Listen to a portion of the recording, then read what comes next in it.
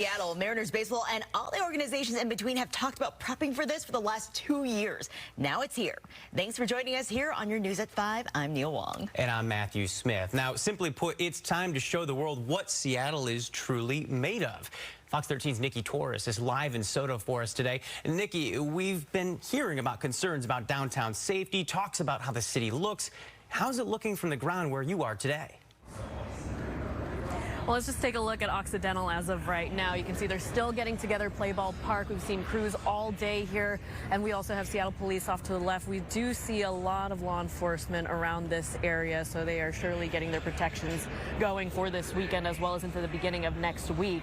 Driving around some of the city's hot spots earlier this morning, Pioneer, 3rd and Pike, there is still some crime happening that we witnessed. However, we also noticed that it is cleaner. The question, though, are these efforts enough to make the impression on the country that Seattle is hoping for? This next week is going to tell. The Emerald City is ready for their big moment.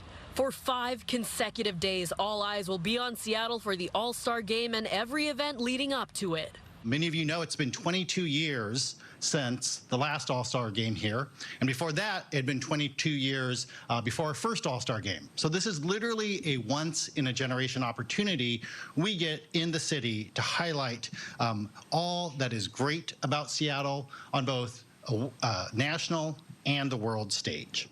According to Deputy Mayor of Seattle, Greg Wong, the city has doubled its multi-departmental cleaning efforts, including litter pickup, to twice a day in downtown, SoDo, and the Chinatown International District, as those neighborhoods will see the most significant increase in visitors.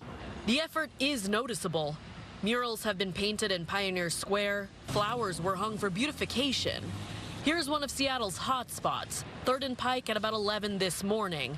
Not a lot of litter. Sidewalks are clean for the most part. However, there is still homelessness and drug use in open air. Here's 2nd and Union. A man passed out on the corner. Another homeless person on 2nd Avenue with bags of belongings. Then there was this drug deal happening on 3rd and Pike. The trash was swept, yet there are still crimes happening. Seattle Police Chief Adrian Diaz said today there will be additional patrols in the International District and down to 3rd and Pine. And we also want to make sure that people have access from the hotel districts into the actual stadium district, and that there's a safe path for that. I asked the city of Seattle if these efforts for safer streets and cleaner neighborhoods would continue past All-Star Week. This was their response.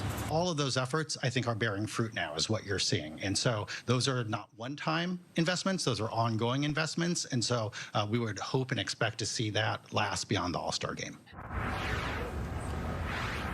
And Seattle Police Chief Adrian Diaz did mention this afternoon his team is aware of any possible protests that could happen during All-Star Week. We don't know the details surrounding them. However, he did say that his team is ready for any disturbances that may happen throughout this next week. Live in Seattle, I'm Nikki Torres, Fox 13 News.